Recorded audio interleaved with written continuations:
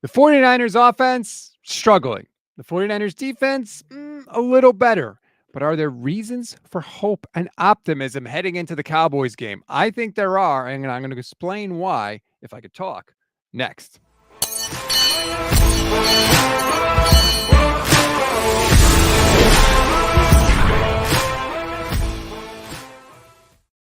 What is good, everybody? Welcome to another Gold Standard podcast on the Fans First Sports Network. I'm Rob Stats Guerrera. He is Levin Black. Levin, it's Thursday. It's Cowboys week. And oh, what a difference a year makes. Because last year going into the Cowboys game, I was fired up, headed to Levi's, ready to test the 49ers mettle and against a heavyweight in the NFC. And this year, we're just hoping we keep the season alive with a victory. Yeah, I'm very curious what these reasons for optimism is because I think you're about to become in spreadsheet page 2. How dare you? How dare you associate me with the likes of spreadsheet? No, I have. This is my theory. I've been talking about this all day. Grant and I got into it earlier this afternoon. I've been studying the film of the Chiefs game, and basically, in a nutshell, here's what I think happened to the 49ers this season. I think teams came out playing the 49ers different than they had ever played them before. And Kyle Shanahan did not have the data and the tendencies to adjust to. So in order to compensate for that, Brock Purdy has been holding the ball longer and throwing the ball deeper down the field. However, it is now, going into week 8. Kyle has the data to adjust, and he has adjusted. But Brock is still in that mode of throw the ball down the field instead of, hey, just take the plays that Kyle has drawn up and, matriculate the ball down the field.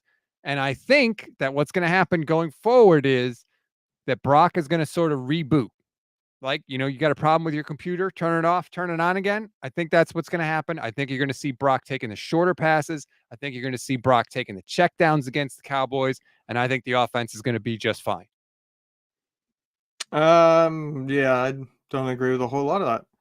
A large part of the problem with the offense is Kyle Shanahan. He is the problem. What is happening is you can tell, and you see everybody from content creators to, full-on former players who break down film saying the defenses know what the 49ers are about to try to do. They especially know the blocking scheme. And you've seen even Brad Graham talking that the defenses definitely know the Kyle Shanahan blocking scheme, and they know how to beat it now. They're constantly confusing that blocking scheme where somebody goes unblocked. Kansas City is a lot better than most teams are doing it because of Spags, but all teams have been doing it consistently. The problem to me is teams have finally, and I don't know what took so long, made the second adjustment. And what I mean by that is teams have their tendencies. Kyle would study them, figure out when they see this, they do this. When they see that, they do that.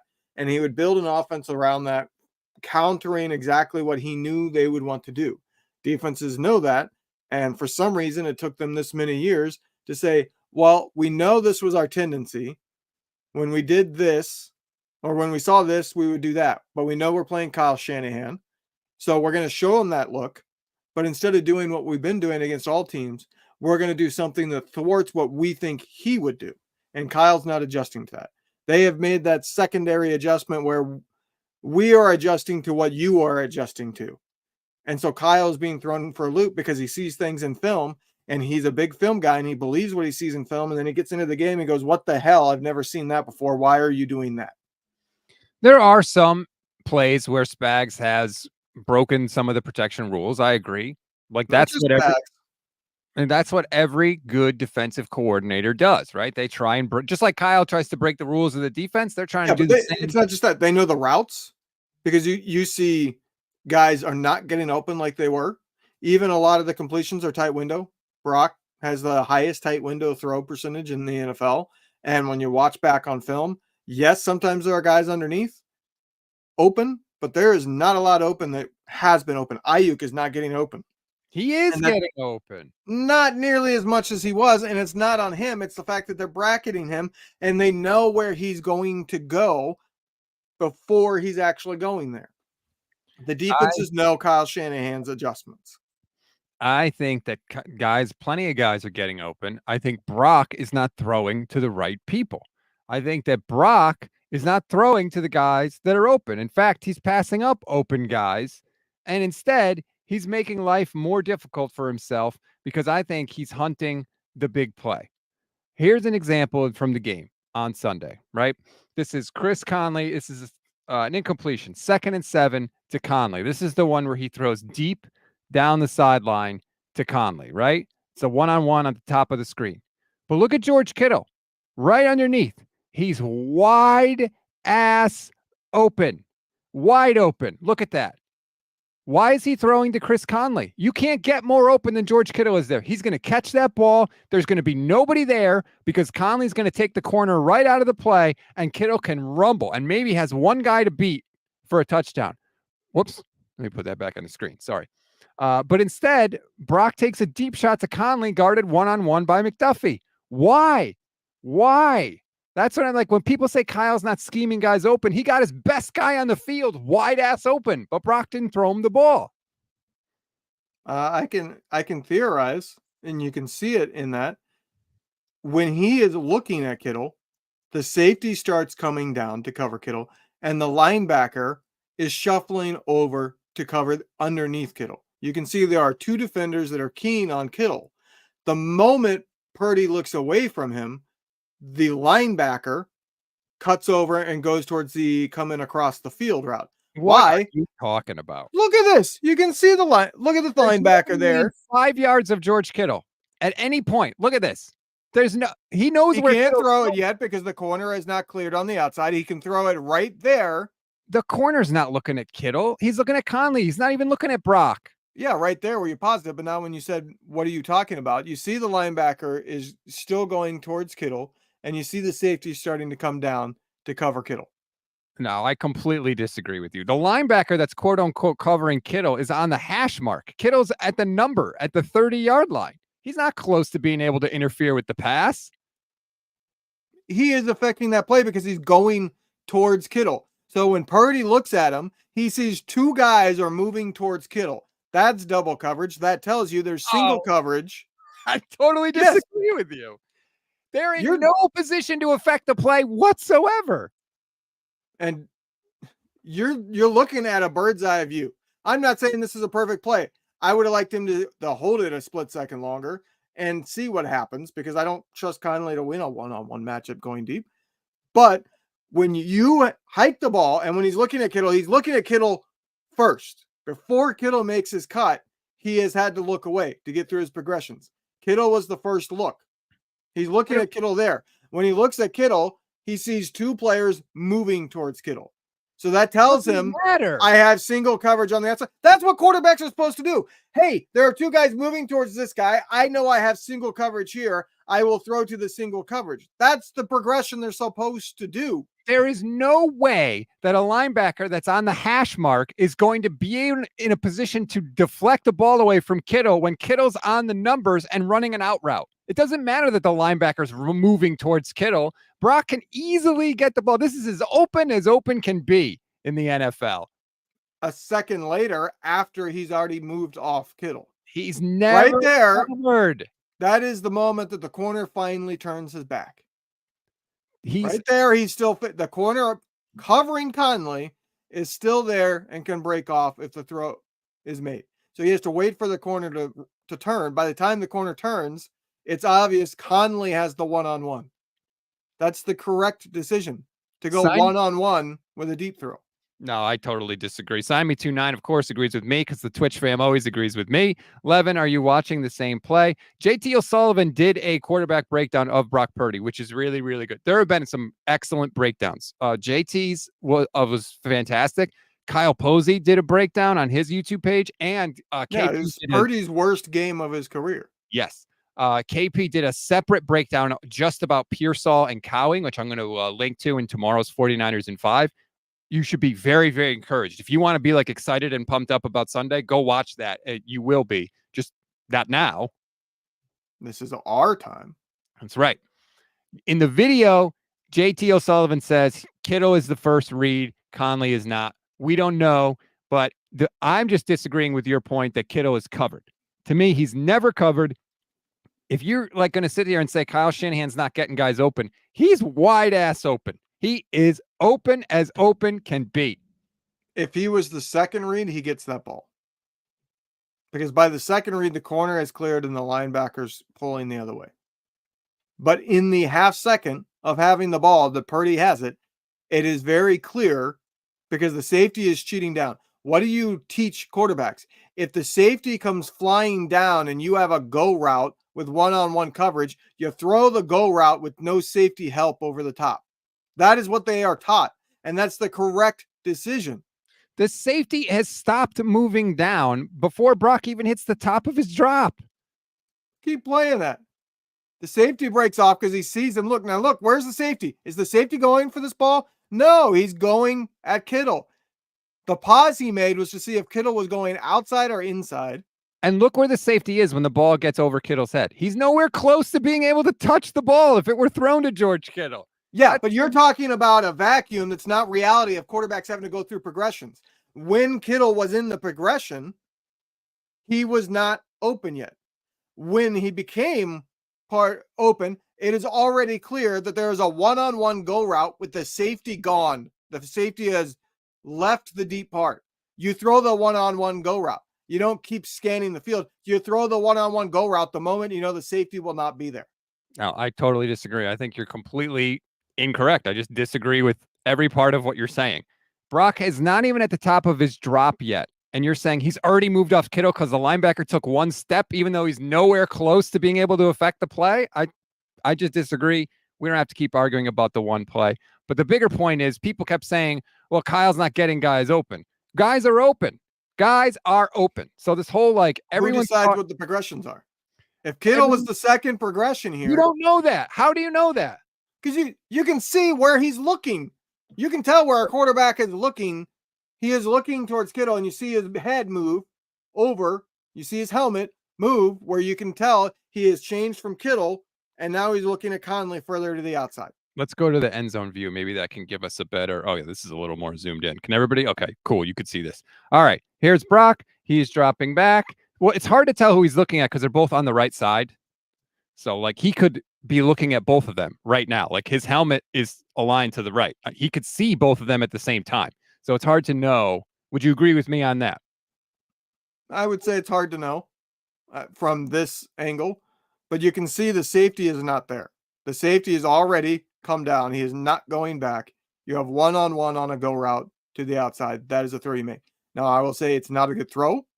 Oh, I think it's a good throw. I don't lead the receiver. That should be the corner to the front pylon there is where that throw should have been. I think it's a hell of a play by McDuffie. It is a good play by McDuffie, but that's making it a really difficult catch for your wide receiver. If you throw that to that front corner pylon, Conley has the advantage of going up and getting it. Scott49 says, Levin, you're not right. Daza 0187. And by the way, I'm reading the comments. I'm not just picking out the comments that are supporting my argument. Daza says, does it even matter if we beat the Cowboys? I really don't care if we make the playoffs to get knocked. We won't make this Super Bowl. I don't agree with that, Daza. Jerry Rice was on 95.7 the game earlier this week, and he said, make the playoffs and the season begins again. And I completely agree with him. Niners get into the playoffs. Anything can happen.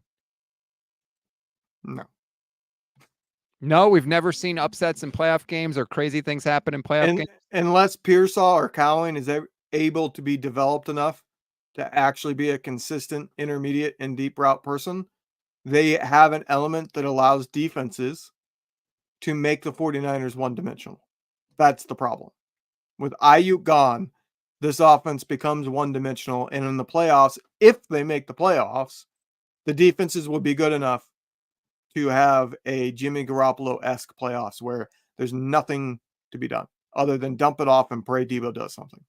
You are so down right now. This is wet blanket, Levin Black. It's not wet blanket because there's a lot of people that agree with me.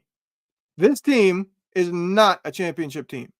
This team is I was about to use an old term that's no longer good to be used. Sorry. I caught myself right before I said it. This team is mentally weak. Put it that way. They are mentally weak. They are burnt toast. They are past their prime. They do not have the mental endurance and fortitude to push through that wall. And I don't believe that they believe it is possible anymore. Right, you're down in the dumps. I get it. Look, there's I'm plenty not of down reasons. in the dumps of saying this team won't win anymore. They're picking in the top five. This team may make the playoffs, but they are not a Super Bowl team. They lost a key thing that they will need in the playoffs. They might be good enough to get to 10 wins and sneak in the playoffs, but that's it. Would anybody have said that about the Giants when they beat the Patriots twice in the Super Bowl? Would anybody have said that about the Eagles when they lost Carson Wentz? Dude, it's the NFL, man. Crazy stuff happens all the time. We root for a team who almost came back in a Super Bowl where the damn power went out. Like, I'm saying you get to the playoffs. I think the Niners have as good a chance as anybody. If you want to bash Kyle Shanahan, you can bash him for a lot of things. He's got one of the best playoff records in the entire NFL. In the entire NFL, I think he's 8-4 in the playoffs or something like that. Like, cool. And what are we talking about? We're talking about whether or not they can win a Super Bowl, not whether or not they can win a game in the playoffs. Well, I'm saying once you got to get there first. And when you get there, you're talking what? At most 3 games, right? To get to a Super Bowl, four to win it. So you'd be a wild card, divisional, championship, and Super Bowl. Yeah, and I'm talking about winning a Super Bowl. I could care less about making a Super Bowl. At this point, I would rather lose the NFC Championship game than make the Super Bowl and lose it. Oh, I wouldn't. That's crazy to me. I would much rather get as far. No, I don't want to deal with the Super Bowl loss again. Yeah, see, you're down. I get it, man. Diaz Boys Highlight says Brock should have looked him off. It's on him. The quarterback position is cerebral, and Brock is in his own head right now and doesn't trust the line to block.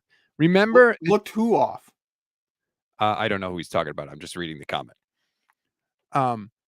Did you see the Kawakami tweet about the meeting that he had with Brock Purdy at his locker after the game? I didn't see TK's, no. Okay, so Grant was the first one I saw that talked about it. He said that Kyle Shanahan lectured Brock Purdy at his locker, made it like a huge deal. And then I think because of that, we had Lombardi who talked about the same meeting. This was like so typical of the 49ers beat. So Grant says it's like a lecture and he's undressing Brock Purdy at the locker. David Lombardi says they had a nice conversation that ended with a big handshake. And then Tim Kawakami comes in the middle, which is, hey, it's a really long conversation, longer than he's seen Kyle have with Jimmy Garoppolo for sure. And said he called it like a Brock reset is what Kawakami said. That was the term that he used. Of course, now I'm trying to find the tweet so I could read it exactly. And now I can't find it. I should have just bookmarked it like an idiot. But I thought that was hilarious that like you literally had every part of the 49ers beat spectrum. But I wonder if part of that conversation was Kyle being like, dude, I've got it. Like I figured it out now. Just trust me. Take the checkdowns. We're going to be fine. And maybe Brock was like, okay. And that, again, maybe I'm looking through 49ers colored glasses, maybe. But that's my hope. And you got a perfect team this week because the Cowboys stink. The Cowboys defense is last in missed tackles. They have more missed tackles than anybody in the league. Hand the ball to Jordan Mason. Take the checkdowns. They're not going to be able to tackle you. You know what the root of all these problems are to me? No. That offensive line. What are a lot of the defenses doing this year? I think 4 teams have done it. They're pressing and blitzing. Because if you press, the wide receivers don't get there in time. You throw off the timing. And Brock is going to be rushed because the offensive line is so terrible. If you blitz, they have no shot of holding up. So Purdy's clock has to get spun up. And at the same time, because you're pressing the wide receivers, their timing is off, which means he can't just trust they will be where they're supposed to be on time.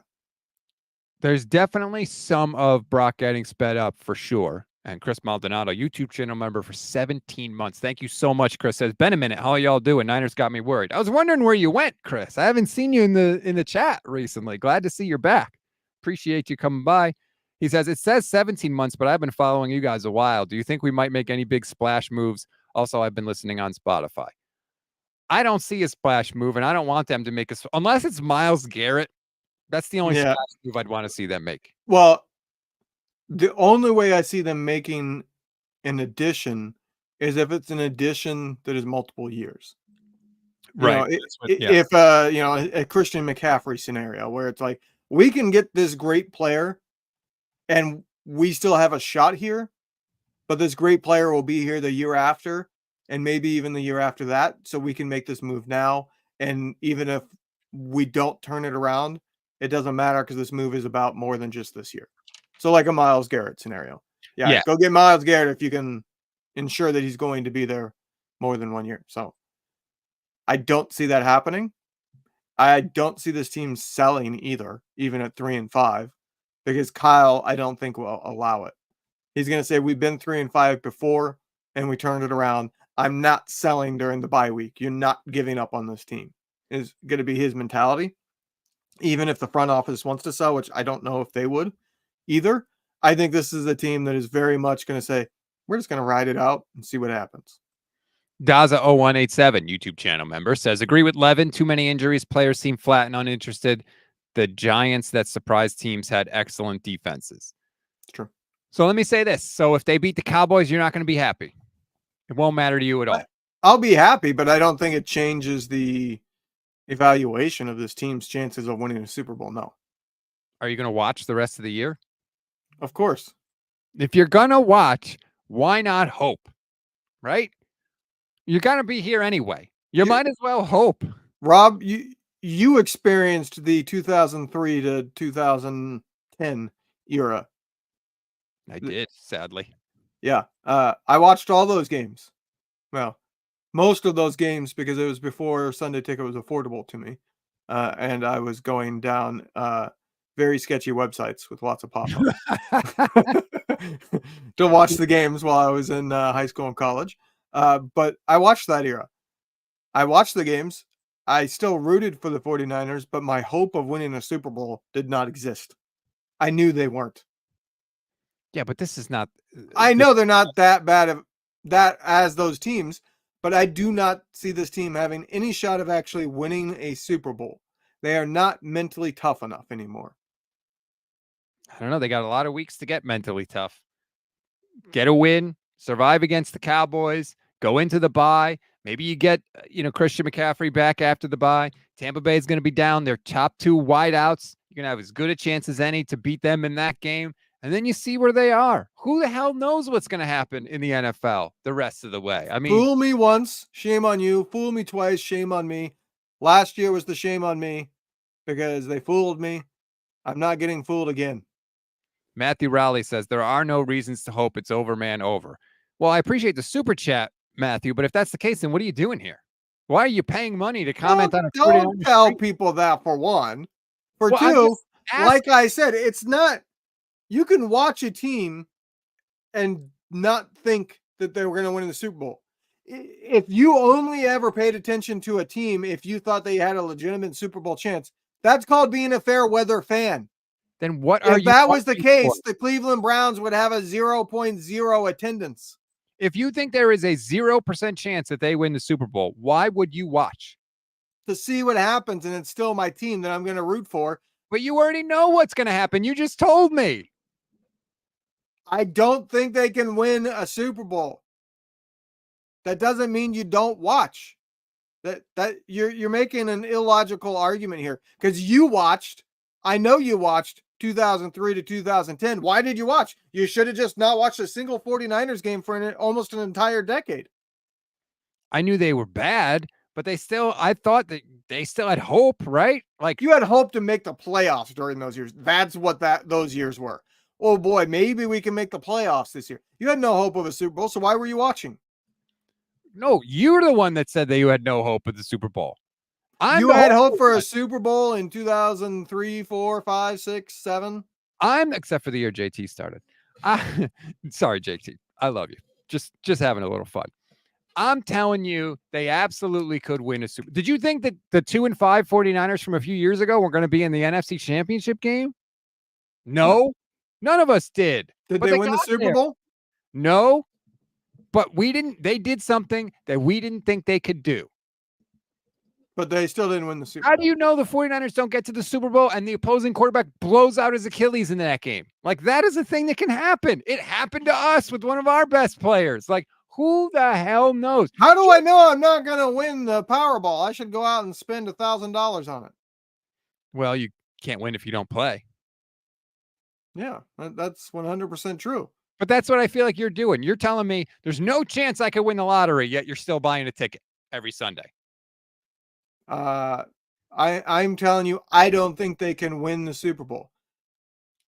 But there's also this thing called reality and self-awareness to know that that's my feelings and that's not something that has happened yet. I don't see any chance that they win the Super Bowl. But you could be wrong. Yeah, it's unlikely, but possible. It's unlikely. Shut It up. is unlikely that they win a Super Bowl. Gary Frerking. Sorry, I said that right. There's 2 R's in there that's giving me trouble. Says 100% with stats on this one. They figured out Kyle is crap. Offensive plays rarely rely on trickery. They rely on execution. Now, part of it is Kyle has to scheme guys open. And I think this is like what Grant and I were really fighting about a lot. Against man coverage, yes, you can scheme guys open, but also guys have to win one-on-one matchups. That's a real thing in man coverage. Like, Kyle can scheme up a play where Aiyuk is one-on-one on a corner on a comeback route. He can't scheme up Aiyuk winning. Aiyuk has to do that on his own. And so, whereas zone coverage, I feel like you can flood a zone, you can manipulate a zone to create space, and that is when you can really see Kyle scheme a guy open. But with man coverage, it's a little different. Not every time you scheme a guy open on man coverage is it a rub play or a pick play or a screen pass. Yeah, I mean, that's true. But we are not, it's not just about what he said there. It's the defenses know that if we show this, Kyle is going to run these routes. And they are going to show what Kyle thinks he's wanting to see. But then they don't do what they've been doing. So they are in the spots that they know Kyle is going to put people. They don't necessarily know, oh, well, Deebo Samuel's definitely coming across the middle on this one. But they know somebody's coming across on a crosser. So we're going to have a safety or a linebacker shade to the left of the snap, but then get back to the center because we know somebody's coming across there. Things like that. They're going to have the safety say, I'm just coming down on an out route because I know Kittle's he's either going to the middle to that linebacker or he's going out to the outside. That's what that defense was planned for. The linebacker's there so that if Kittle comes over the middle, he's gone, and the safety is flying down to try to get to the outside in time. It's the defense knows and gets their guys in the spots that the receivers are supposed to get to. So it's not necessarily, the wide receivers just need to win their matchups. The defense has an advantage right now. See, well, how did I start the show? What did I say?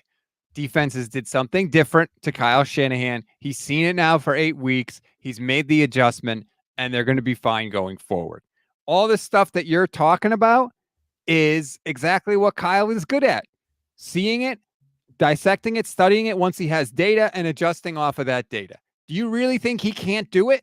You think that that's it? There's nothing Kyle can do. He can't make any adjustments, and that's it. Because I don't think that. I think he can. I don't think this team is there anymore. I think they're going to. I told you, I think this team has doubt. And once that's there, it's not going to go away. You win some games, that doubt will go away. If they punk the Cowboys and they beat the Bucks and Christian McCaffrey comes back, they're going to be like, you know what? We're fine. Oh, and by the way, Ricky Pearsall and Jacob Cowing look like all of a sudden they could play a little bit. We're so back, baby. So let me ask you for some probabilities. Give me the percentage chances these happen. The 49ers make the playoffs. I think they'll make the playoffs because in part they're playing in the worst division in the NFC. If they were in a better division, maybe I would be a little more skeptical, but the Seahawks lead, they're 4-3, the Niners are 3-4, and the Niners have beaten the Seahawks head to head. So they're right in the mix. I still say 70% chance they make the playoffs. Yeah, what are the chances that they make the Super Bowl? Probably 15%. But I think the best team in whoever's odds you want to put, whatever team, Lions, Vikings, pick an NFC team. I think the best odds for any one team to make the Super Bowl are probably like 40%, 50%. Like, Do you you know, have the Niners as the most likely team to make it out of the NFC, or where do you no, rank them? no, I have, I would probably say the Lions won. I don't really see, that's the other thing. Do I really believe in like Tampa Bay or Atlanta? No. Like, I think the 49ers could easily beat them in the playoffs. I will say this, the one bit of optimism I have is that I don't think there's an NFC team, because the one team that I would say, like, okay, that team might really do it, just lost the player that was having the best defensive season of anybody not named Fred Warner. Hutchinson's gone for Detroit. They will get smoked by every offense that is any kind of good when things matter. They will. They put it this way: could the Lions win playoff games? Yeah. Do I think they could win 3 in a row without an offense putting up 40 points? No. That defense is garbage. The Vikings dropped 29 on them, even though, to their credit, Detroit won that game. It was And a the Vikings have Darnold. I have no faith in them. it was a huge loss to lose Aiden Hutchinson. I agree. We'll see if the Lions make a move. I'm sure they are tearing up the phone lines trying to bring in a pass rusher. I see one team other than obviously the 49ers could suddenly go crazy, but there's one team that I see potential to just be like, all right, that team doesn't have a weakness, and that's the Packers. If Jordan Love kicks it on at the end of the year like he did last year, that team is clearly the class of the NFC, because they have a good defense and they have a lot of potential on offense, but Jordan Love is not quite Jordan Love currently. Yeah, we'll see.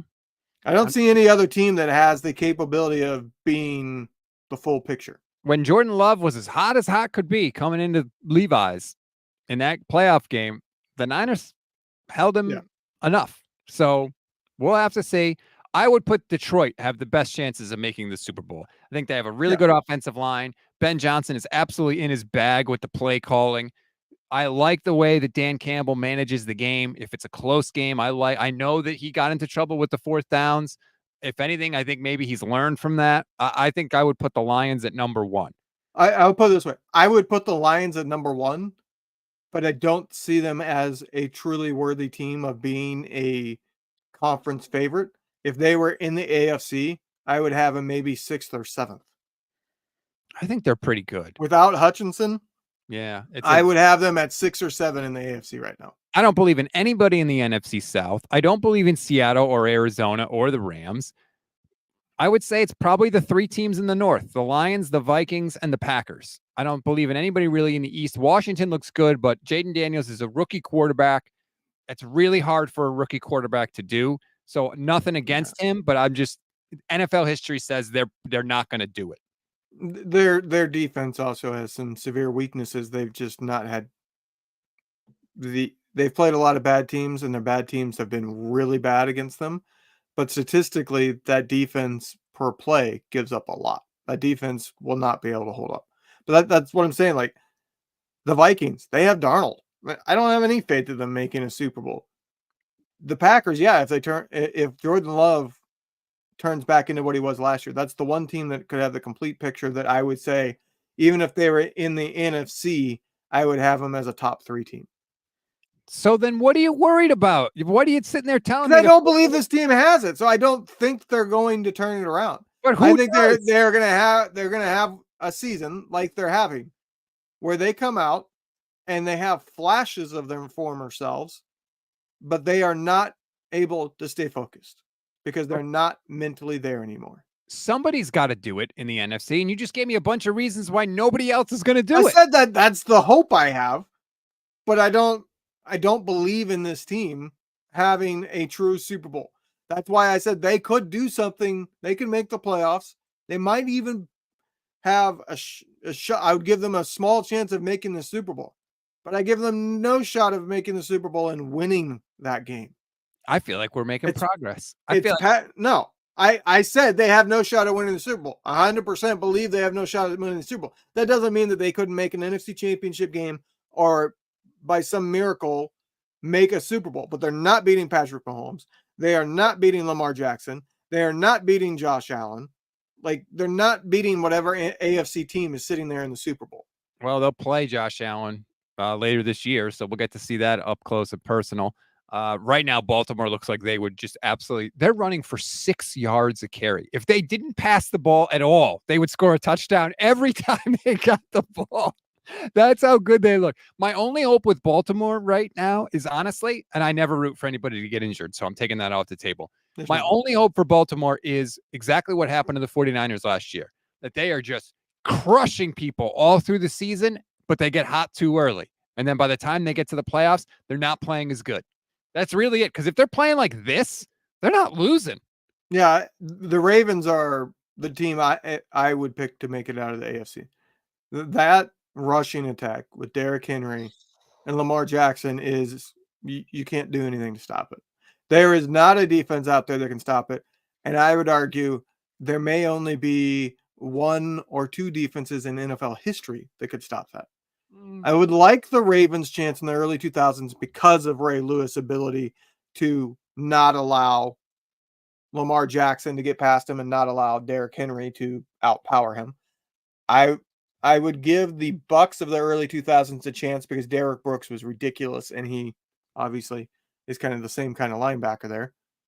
And then maybe the Bears. You're giving them way too much credit. The Chiefs No. held them to 20 points in week 1. This year's Chiefs. Week 1, yes. And what have they done since then? Derrick Henry's gone off because they realized give Derrick Henry the ball, and then everything opens up for Lamar Jackson. Whereas in week 1, they said, we're going to do Lamar Jackson, and when you stop that, we'll go to Derrick Henry after. Derrick Henry only had, 13 carries in week 1 or something like that? The Raiders beat him in week 2. They held him to 23 points. Cool. So your teams the Raiders are not an all-time defense. I think we can agree on that. Let's get to some more super chats. Matthew Rowley says, I was joking. I am a fan and enjoy football. Chris Maldonado is back. Thank you, Chris. Appreciate that. Says, I got a promotion at work, so my hours changed. Plus, my baby boy is getting older, but I've been listening and following as much as I can. Much love and respect. Always Robin Levin, the Truth Black.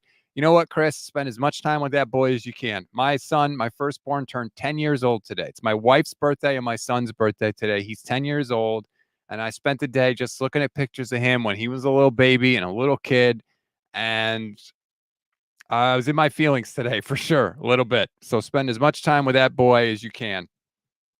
Yeah, happy birthday to your son and your wife. Thank you. I am sure they are thrilled that you're spending part of the evening with me. They always are. Well, my son loves you, so he's always happy. Thankfully, he is smart like his mother. Yeah, exactly. Daza says stats fans still love the 49ers. We're just realists. Ryan Aloy says expectations have to be adjusted. Super Bowl is unrealistic. It's now all about coming out of this season feeling good about Purdy, Shanahan, and the young players. Yep. Well, that is another thing, and I think I talked about this with Steph on her channel earlier today. If, and I'm saying if, the 49ers don't make the Super Bowl, that doesn't mean this season has no value. This season could be tremendously valuable. Because of all the injuries, you're going to find out answers to questions a lot of people had about Brock Purdy. How does he look without the Avengers? You're going to find out just what do you need when you build sort of this next core. Can Cowing play? Can Pearsall play? Can you depend on Jordan Mason down in and down out to be a significant part of the rushing attack? Right. What do you need on your Pooney? Can he play? Okay. How many other spots on the offensive line do we need? You're going to find out valuable things that will help you build the next sort of core group that we're all going to fall in love with.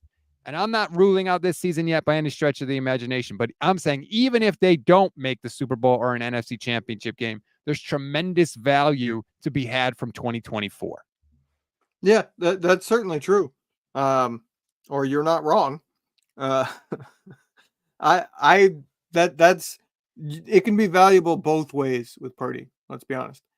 If he has 5 or 6 more games like last week throughout the season, you say, no, we're not going to pay you. Or we'll give you a short-term incentive-laden deal.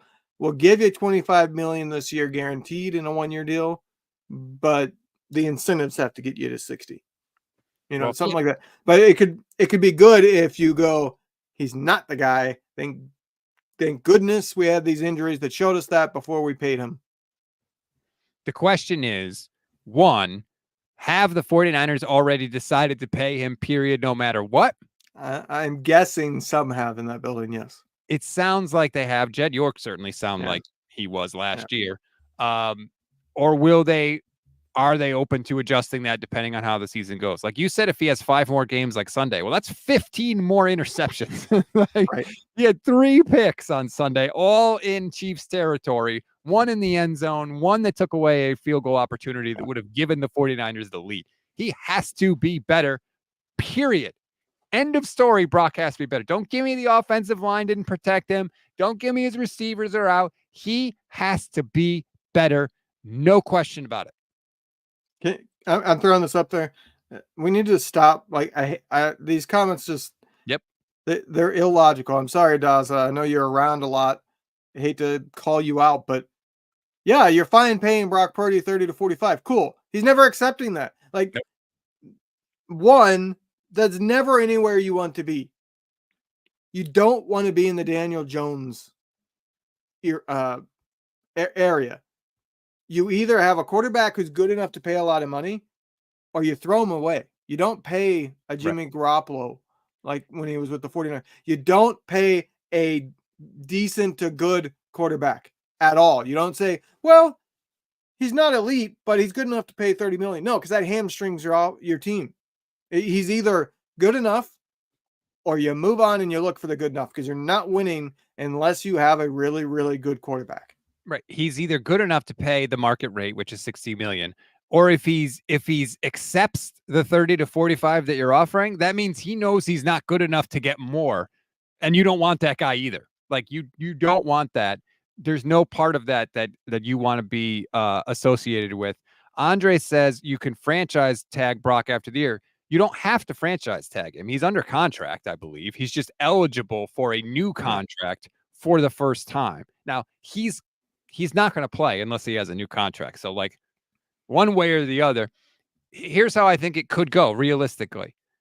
If Brock says, I'm not playing without a new contract, and the Niners don't want to pay him $60 million, then they'll trade him, and they'll trade him to a team that will give him a new contract. That would be how it would play out. I don't think that's the way it's going to go. I think the Niners have already decided to pay Brock, which I think is crazy. Like, you don't have to decide that now, so why decide anything one way or the other? But we'll have to see. We'll have to see how it pays. There could be a middle ground there. The Niners don't want to commit 5-6 years and destroy their budget if he's not the real deal. But Purdy needs something because he's not going to play for $900,000 again. So they could do an extension that adds a year to the deal. So instead of 1 year, 900,000, they do 2 years and have the overall value be, say, 2 years, $50 million, to where it's only $25 million per, but it gets like $30 million that next year. So but it has an out built in, to where if the team says you're not it, they get out of the contract after the 1 year. Purdy got $30 million, even though he was not it. So Purdy gets a massive pay raise, but the Niners aren't hamstrung going all in. Could be. There's a lot of different ways they could go. It'd be interesting to see. That would be a September 1st kind of compromise. Yeah, we can there's going to be plenty of time to discuss that. Let's get to some of the other news from today. Debo did not practice today, but he was seen playing basketball in the clubhouse. And Kyle said he's recovering faster than you would think from the fluid in his lungs. So he has a shot, to play against Dallas, which would be good because we know what Debo does against Dallas. You could write a friggin' documentary about what Debo Samuel has done. Remember when in the playoff game when he was like, Kyle, give me the ball, and Kyle gives him the ball and he just ran through the entire defense and scored a touchdown? It'd be massive if he could play. Yeah, they need Debo every single game the rest of this year without Aiyuk. Yep. He's got to stay healthy and he's got to be the real deal. He's got to show up. Put it that way, because even before missing the last game, he was on pace for like 900 total combined yards rushing and receiving on the year. He has not been good enough. This is the time that if he wants to stick around, he needs to go off to finish this year. It would certainly go a long way to helping the 49ers, especially with guys out. His versatility could be a real asset, especially if Christian McCaffrey can come back. Because if you have Debo and McCaffrey, Their versatility does a lot to defenses, and it can help Kyle dictate a lot to defenses. So that would be a massive key for the 49ers. We'll see if that can happen. Juwan Jennings did not practice today. George Kittle did not practice today with a foot sprain. Chris Conley was limited. We really could be in a situation Sunday 11 where it is Ricky Pearsall, Jacob Cowing, and Ronnie Bell against the Cowboys. Who do you think on the Cowboys has the counter to the F Dallas shirt? Because I guarantee somebody on that team has something that if they win, it's getting shown. That'd be interesting. I don't know.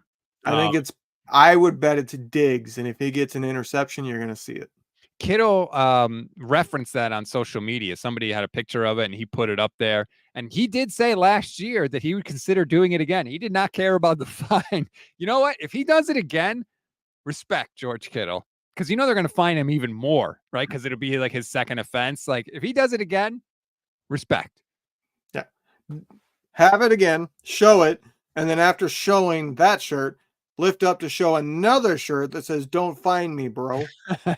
Pull an Ocho Cinco. Right. Which is kind of like he is the Ocho Cinco of this era. He's that star level receiver that loves to goof around at all times and poke fun at things and always kind of be in class clown mode. Daza says, I'd prefer to trade Brock, but what team would want him? Also, Kyle's track record of developing young quarterbacks isn't great. If God forbid, but if something happened with Tua, maybe Mike McDaniel would want him. We don't know. I think a lot of teams around the league would want him. Frankly, trade him to Dallas for Trey Lance. By the way, the Malik Mustafa, it was the Trey Lance pick. Look, they're looking like they're coming out ahead so far. Did you see him on Sunday? He's a bullet. He was lighting people up. It was awesome. Yeah, he's a little bit of a throwback, That's what safeties used to be. Safeties used to be headhunters, literally. They came and they wanted to knock you out. He is lighting people up. I love to see it. I think he's going to be starting there more and more. I think you're going to see Mustafa and Winters and Pearsall and Cowing. I think you're going to see the youth movement. And I think Kyle may say, like, 1, these are our best players. 2, we need to develop people. And 3, we don't really have any better options. So I think that combination is going to push them all in. Niners beat the Cowboys on Sunday. They're back to 500. They potentially have Christian McCaffrey coming back. I think they have to beat the Cowboys for the season to be anything. But if they beat the Cowboys, I think there's a real case to be made that they are going to have to be spoken for down the line in the NFC. I got one question for you before we wrap. All right. If they lose, would you be a seller? Yes. Yep. That's where I'm at. You win this game, fine, stand pat, see what happens. You lose this game, sell everybody that you can that you don't plan on having around. Mooney Ward, I would sell him. If you got an offer for Debo, I would seriously consider it. I would seriously Leonard Floyd goes for whatever you can get. Floyd, I would consider offers for Kittle also. I would absolutely do it because if you lose this game, you're going to have 4 conference losses. You're going to be 3-5 on the year. You're going to potentially be another game back in the division. Yeah, I would sell if they lose this game. Yeah. To me, it would be nobody except for Nick Bosa and Fred Warner is untouchable. Everybody else, there is an offer out there. Some of them would be, I want 3 first-round picks, but there is some offer out there that I would accept. Like Kittle, if somebody comes calling and says, I'm giving you a first-round pick, my third-round pick, and my second the following year. Oh, God, nobody would do that. Right, nobody's going to do that, but there is an offer there that I would ultimately accept. But Nick Bosa, you could come offering 4 first-round picks. I'm not trading them. You could come offering 4 first-round picks for Fred Warner. I'm not trading them. Right. Yeah, I do think that. This Cowboys game is big. Jerry Rice called it a must-win game. I completely agree. Completely agree. You're at home. There might be a player or two. Sorry. There might be a player. I've seen people throw all their names in there. There might be 1 or 2 that I haven't thought of that I would say, okay, yeah, I probably wouldn't trade them. But, yeah, there's not much that's untradeable on this team. Leaving says, sell what? Ward is hurt. No, he was playing. And he played well on He's Sunday. playing. He's supposedly saying he's hurt, but he's playing like crap. Well, he played much better on Sunday, though. That was encouraging for me because he had been awful. You're right. But don't forget, too, last year he had a stretch where he was awful, too. And then by the end of the year, he was friggin' lockdown, man. I would consider That's true. I would consider everything. But let's hope we don't get to that. Let's hope we punk the Cowboys on Sunday Night Football, prime time national game. The Cowboys are reeling right now. They look awful. Their defense looks terrible. Their running game is putrid. They have no running game. It's the ghost of Ezekiel Elliott. This is a perfect time for the 49ers to sun the Cowboys, just like they have every time they played since Nick Bosa's been in the league. Win that game, survive, advance, and let's see where we are. Don't buy into Levin's doom and gloom, people. Don't do it. And the flip side is they lose that game. The bye week is a funeral. Oh, yeah. That is the perfect word for it. It will be a funeral. It will be everybody pouring one out to remember the good times because they know this era is done. Yep.